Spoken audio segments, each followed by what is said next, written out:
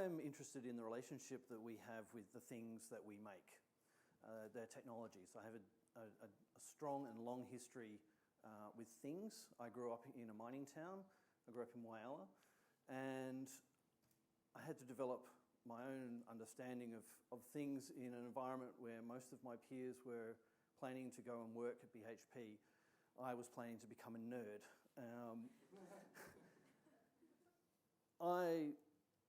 I have a central single idea that I want to talk about today, and that is that privacy is a relationship or a feature of relationships. It's not something that has to do with data.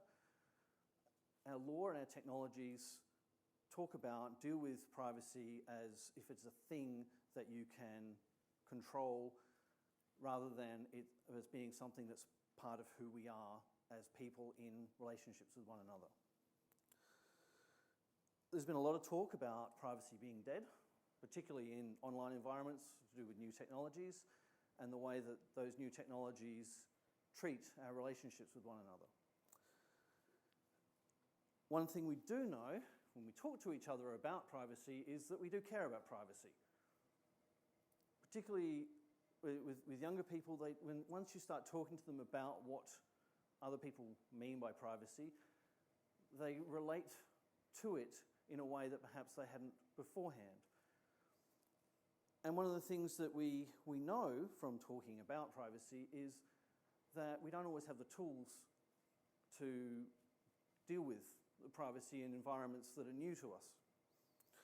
So I want to talk to you about a couple of the tools that we have at the moment and perhaps some of the problems that we have with those tools.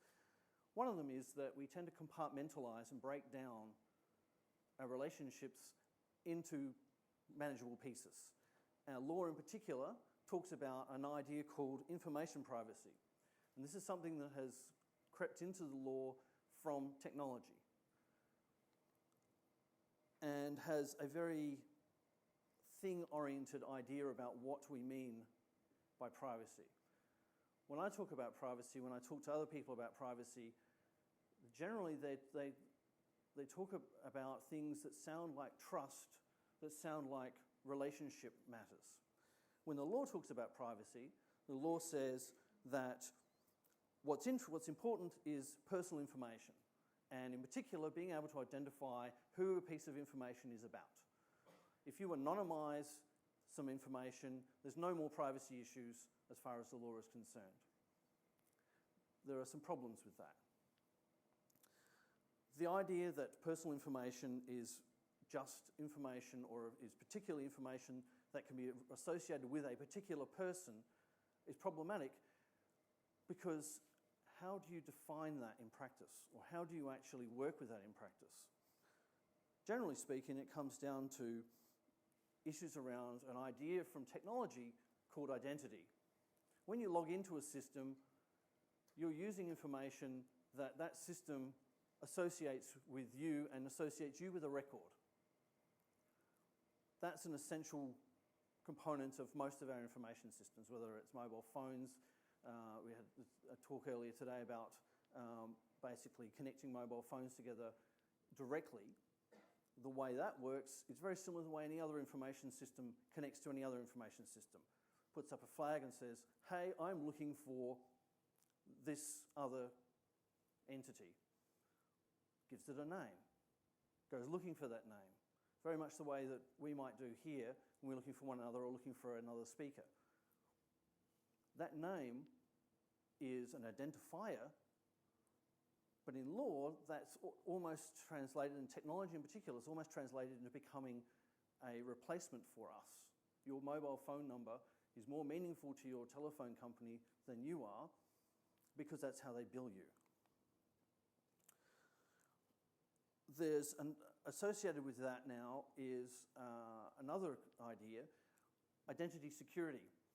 Because identity and identifiers are so important to the way that we do commerce, the way that our police, the way that our intelligence agencies work, the way that companies like Facebook manage the information that we give them or that they collect about us, it's become really important to a lot of other people that they are able to accurately connect information they have about you to you, and vice versa.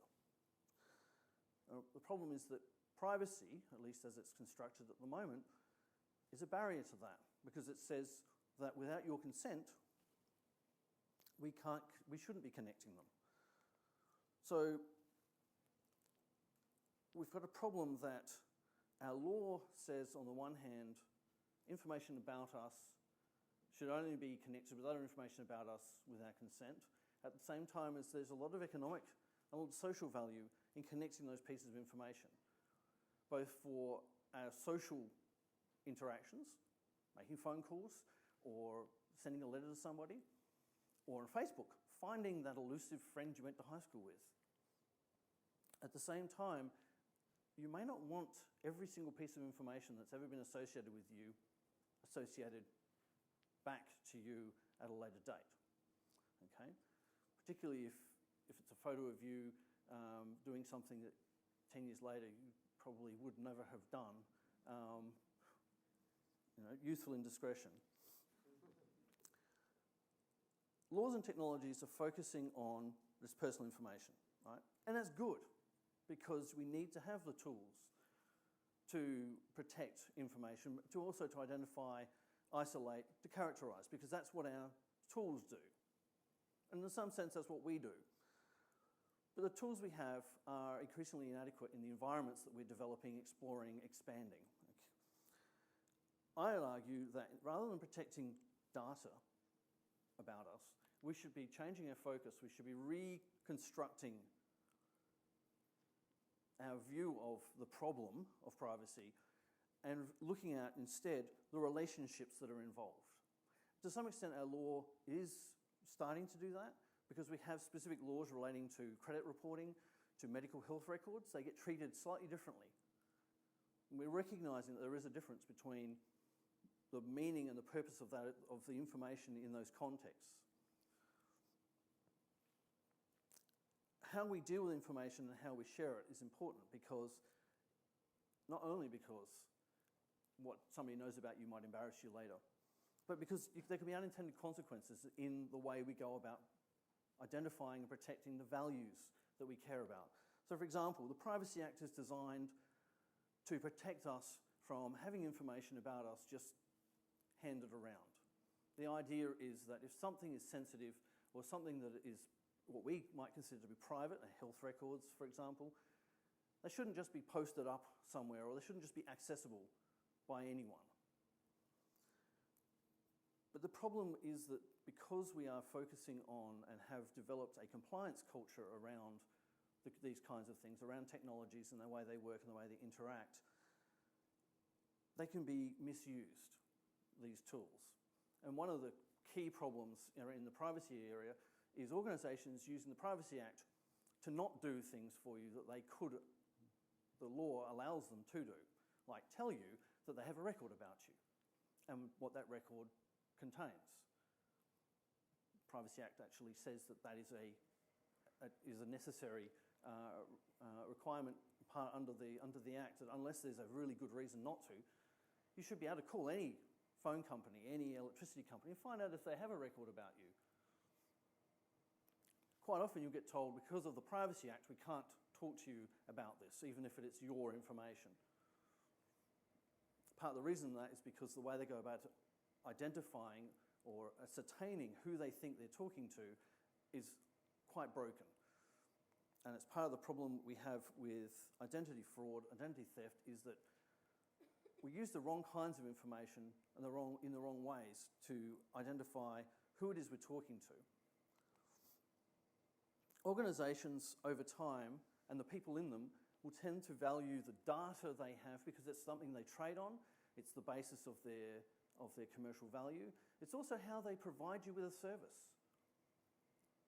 Knowing that this particular house is part of the grid and that the power should be on at that site is an important piece of information for the company.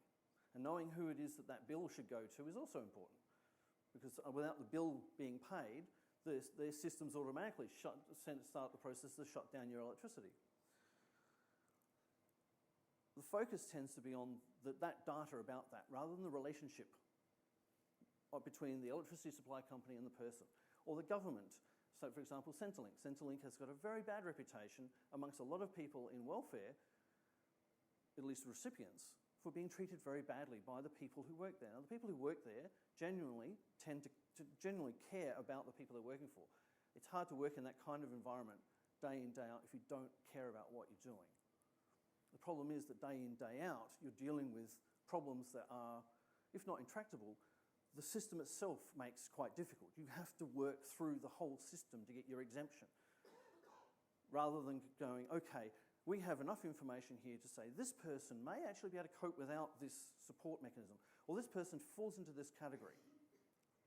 Therefore, we should give them the support they need. Organisations develop a culture of their own, and the people within them have to work within that culture. And over time, that can lead to the situation where the relationships that support and that organisation is intended to support can get given a back seat to actually how we get this thing done, which is very often looking at the information we have, the data we have, or we don't know who you are. You come in, you've got a piece of paper, you're trying to prove that you're an immigrant from Romania or somewhere. You don't have identity documents because they were the last thing you were thinking about as you fled across the border. How do we manage the relationships involved? Because you're dealing with a person. We build systems, put technologies in place to help us. But if we're not careful over time, those systems, those technologies can be the things that actually control us. Because we're busy, well, not necessarily busy, but we get involved in the processes and don't step back from them to look at whether or not the processes are the right ones and leading us in the right directions.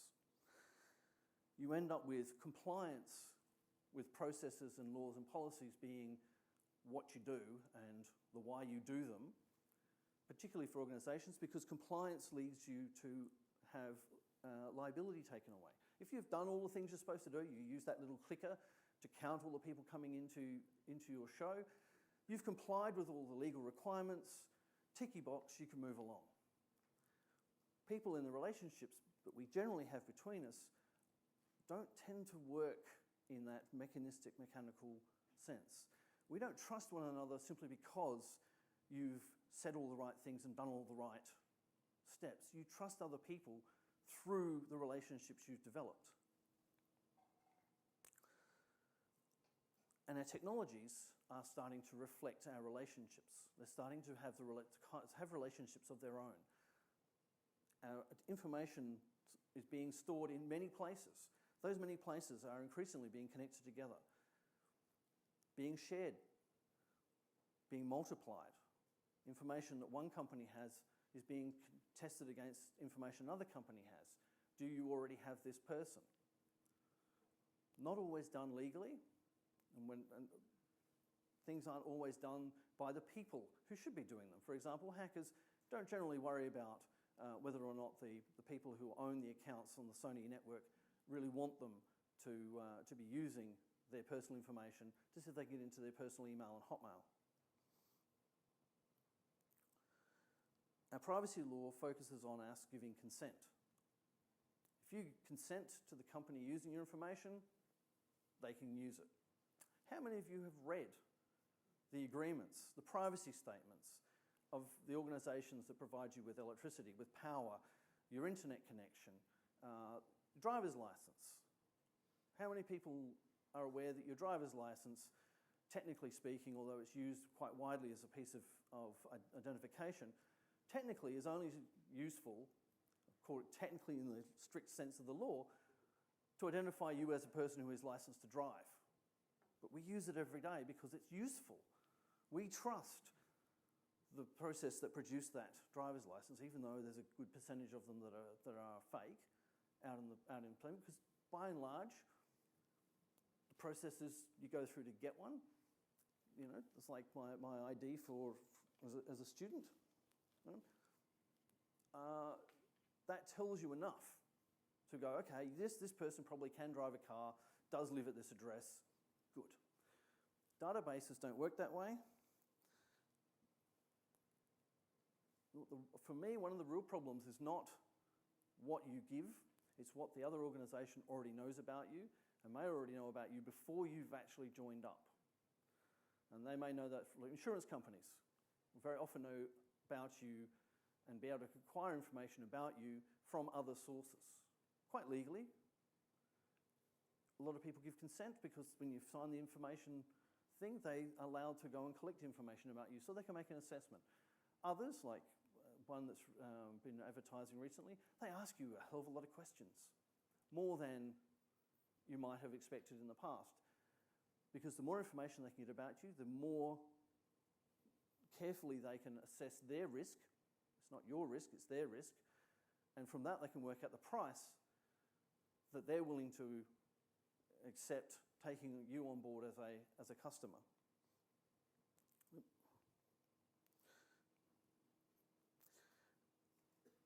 I mentioned earlier that the way our privacy law works, generally speaking, is that you generally have to give consent before they can identify who you are to somebody else. Like you can pass on information to third parties if you remove information that identifies who the information is about. The problem with that is that if they already know stuff about you, if there's enough overlap, if they can identify that there is a 65-year-old male who lives in this particular postcode who has been overseas recently and is currently looking for insurance, they may be able to match that with a medical record that they already have on file that was given to them for another purpose. And that can be seamlessly integrated back into their database system. Strict compliance laws, it's very difficult to deal with that because how do you know that's happened? At the moment, you have to go and point and say, this person's dealing with my private information badly. I'm suggesting that perhaps if we change from a compliance-oriented view that it's certain kinds of data that need to be treated in certain kinds of ways, change the perspective and say, okay, let's look at the relationships involved. What information should be being passed between the parties? Who should know about that? Should you be told before the insurance company goes and contacts your doctor, should you be told that is going to happen as a consequence of you making a claim with an insurance company? Despite the fact you've already given them information up front, you've had to give them the bills, right? There's a good chance that they will check to make sure that, at the very least, that the bill you've given them is genuine. Right? Do we think of privacy in terms of the information that we're sharing, or do we think of privacy as something a little less tangible?